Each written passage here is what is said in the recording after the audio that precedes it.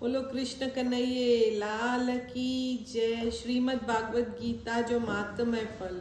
पृथ्वी देवी श्री विष्णु भगवान खां पुछे थी त हे भगवान, प्रारब्ध कर्मन के भोगींदड़ मनुष्य तव्हां में कहिड़े उपाव करे अनंत भक्ति उत्पन्न थिए थी। श्री विष्णु भगवान चवण लॻो त प्रारब्ध खे भोगींदड़ मनुष्य जेकॾहिं नित गीता जो अभ्यास कंदो रहे त उनखे हिन लोक में ई जीव मुक्त ऐं सुखी ॼाण।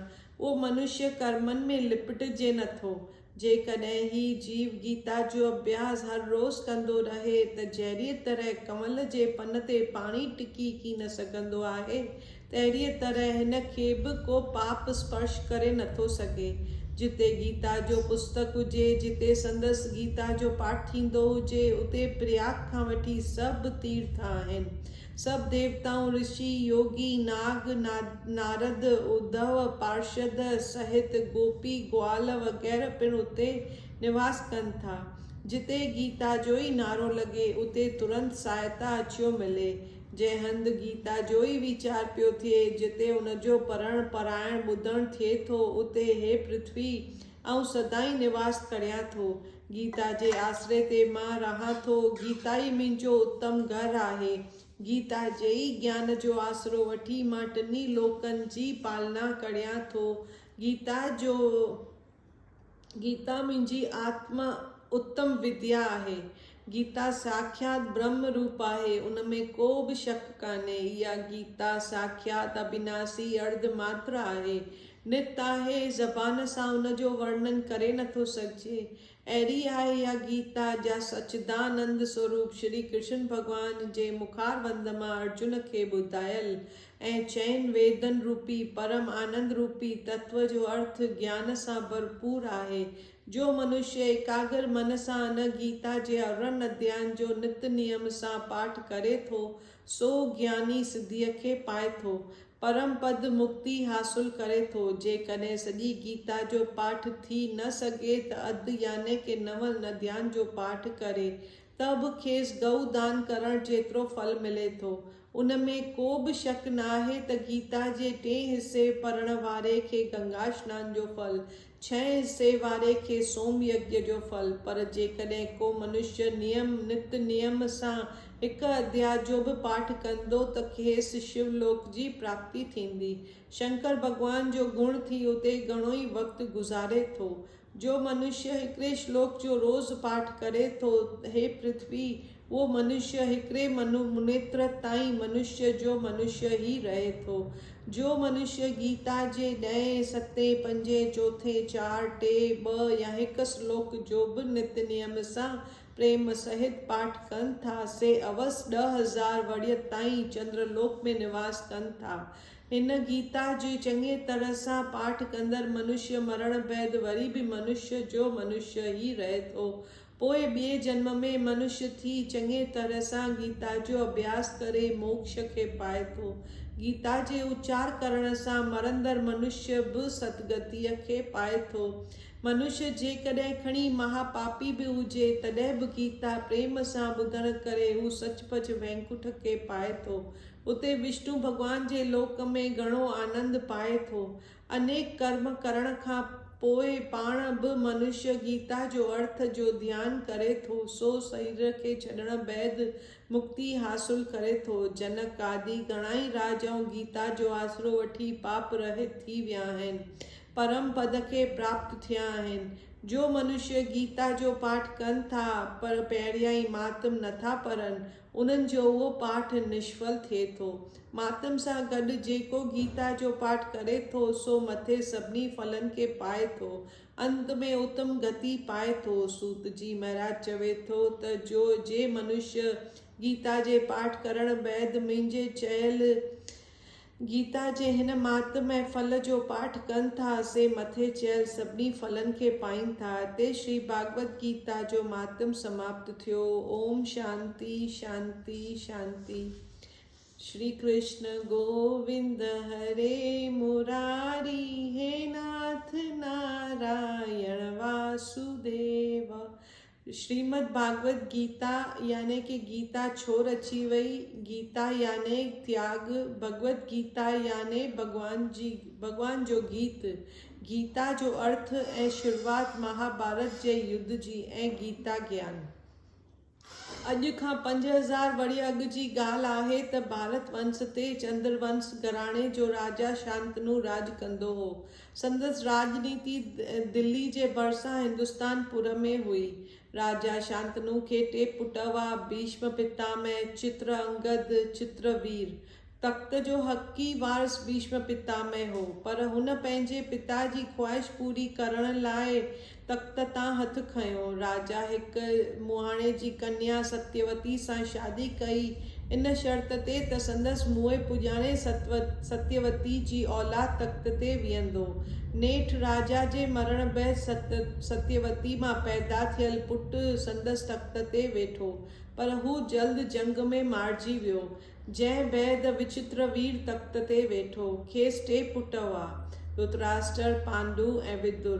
धृतराष्ट्र ॼाए ॼमंदे अंधो हो, विदुर दासी मां ॼाओ हो, तंहिं करे पांडुअ खे तख़्त ते विहारियो वियो, पर नेठि हू बि दुनिया मां खटो थी वन में हलियो वियो। पांडवनि खे 5 पुट हुआ, युधिष्ठिर, भीम, अर्जुन, नकुल ऐं सहदेव। पांडवनि जो हिकु ॿियो भाउ हो जंहिंजो नालो करण हो, जंहिंखे संदसि मां कुंती दरिया में लोड़े छॾियो हो। होॾां पांडवनि जे वन में वञण बैदि धृतराष्ट्र तख़्त ते वेठो। संदसि राणीअ जो नालो देवी गंधारी हो। खेसि 100 पुट हुआ, जे कौरव सॾजण लॻा। वॾे में वॾो दुर्योधन हो।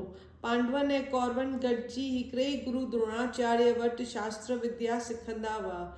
वक़्तु गुज़रंदो वियो, पांडवनि पंहिंजे बल ऐं बुद्धीअ जे ज़ोर ते राज वधायो। जा ॻाल्हि कौरवनि खे न वणी, उन्हनि में हसद जाॻियो। पोइ कौरवनि लाख ऐं चर्ॿीअ जो महिलात ठाराए पांडवनि खे दोखे सां उन महिलात में घुराए रहियो। राति जो महिलात खे बाहि ॾियारी वई, पर हू बची विया। जंहिं बैदि द्रौपदीअ जो स्वयंवर थियो। पांडवनि ब्राह्मण जे वेस में अची राज दरबार में, जिते दुर्योधन, करण ऐं ॿिया जोधा वेठा हुआ, आख़िर अर्जुन खटियो। द्रौपदीअ जी शादी अर्जुन सां थी। कौरवनि ऐं खारनि में वापसि मोटिया। पोइ पांडवनि बन नाले इंजीनियर जे सलाह सां हिकु सोभियनाक महल जोड़ायो, जंहिंजे मूर्त वक़्तु पंहिंजे सौटनि खे घुराए उन महिलात अंदरि हिकु अहिड़ी खूबी रखी वई हुई जो जिते फर्श लॻे उते पाणीअ जो तलाउ ॾिसण में थे आयो। ऐं कौरव अचण शर्त ॾाढा मुंझी पिया। तंहिं ते द्रौपदीअ जे वाता निकिरी वियो, अंधे जी औलाद बि अंधो। बसि पोइ त सभिनी ॻाल्हियुनि करे कौरवनि खे एतिरी त कावड़ लॻी जो हुननि पांडवनि खे हमेशह लाइ ख़तमु करण ते चाहियो। पर खाने ख़राब जुआ जी रिथ रथी वई, जंहिं में पांडवनि पंहिंजो राज द्रौपदी समेत हारायो। हाणे कौरव द्रौपदीअ खां वेर वठण लाइ दरबार में खेसि नंगनि करण जो हुकुम ॾिनो, पर जंहिंजो राखो थो रखे भॻवान, तंहिंजो केरु वार विंगो करे सघे। द्रौपदीअ जे पुकारण सां भॻवान खे सारियुनि सां ढके छॾियो। आख़िर पांडवनि खे 12 साल बन भोगणो पियो, 13 साल लिखी रहणो पियो। 13 साल पूरा थियण बैदि जॾहिं पांडवनि राज घुरियो त खेनि साफ़ जवाबु ॾिनो वियो। आख़िर उन्हनि 5 ॻोठ घुरिया, जिन खां बि खेनि जवाबु ॾिनो वियो। तॾहिं लाचार थी पांडव जंग जूं तयारियूं कई।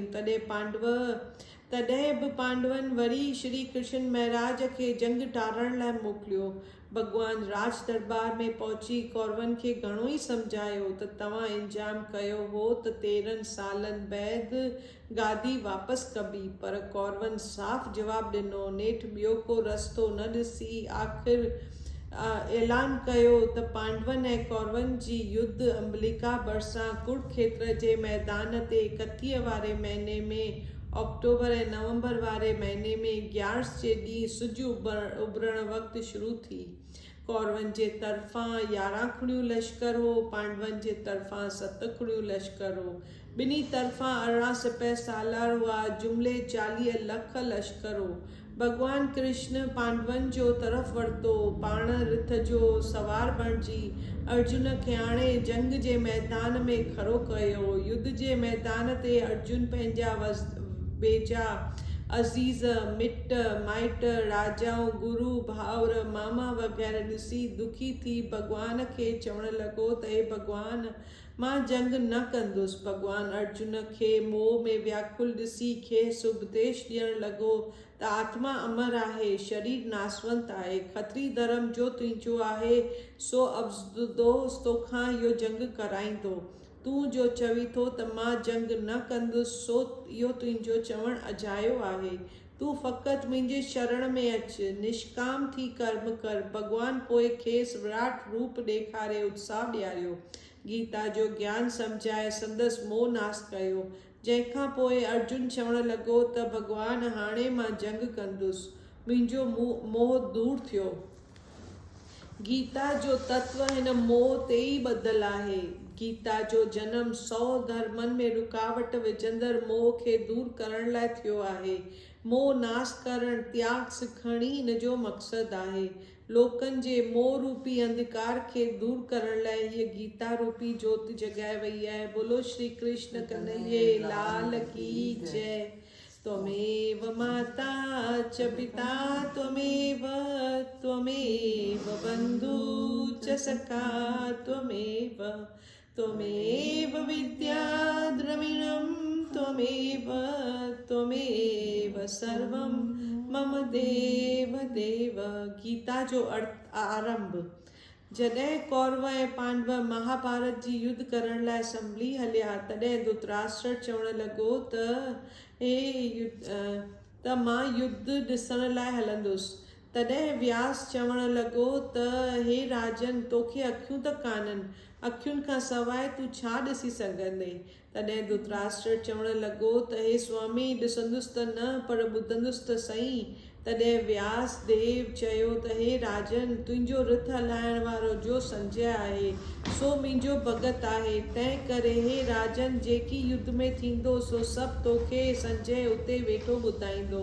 जॾहिं इहे वचन संजय ॿुधा तॾहिं हथ ॿधी करे व्यास देव खे नमस्कार करे चवण लॻो त हे स्वामी, महाभारत जी युद्ध त कुरुक्षेत्र में थींदी, मां त हिते हिंदुस्तानपुर में हूंदुसि। तव्हां जेका आज्ञा कई आहे त हे राजन, संजय तोखे हिते ई सभु कुझु ॿुधाईंदो। सो हे स्वामी, कुरुक्षेत्र जी ख़बर मूंखे हिते कीअं पवंदी, कीअं मां राजा खे ॿुधाईंदुसि? जॾहिं अहिड़ीअ रीति संजय व्यासदेव जे अॻियां वेनती कई तॾहिं व्यासदेव प्रसन्न थी चवण लॻो त हे संजय, मुंहिंजे कृपा सां तोखे हिते ई सभु कुझु ॾिसण में ईंदो। जॾहिं व्यासदेव संजय खे इहो वर ॾिनो तॾहिं उन महिल ई संजय खे युद्ध जी सभु ख़बर पवण लॻी।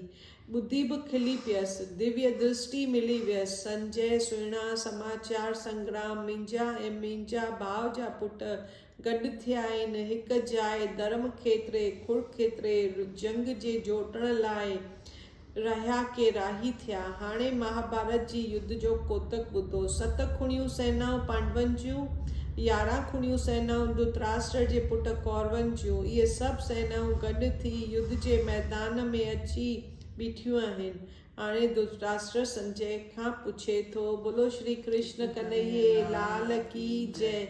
सियावर रामचंद्र की जय। मोर मुकुट बंसीअ वारे की जय। शुभो लिंगा न्यारो इंगा, बोल सदाई शिव। लाल जाति चो झूलेलाल, बेराई पार सदाई सुखी, सदाई शाहूकार।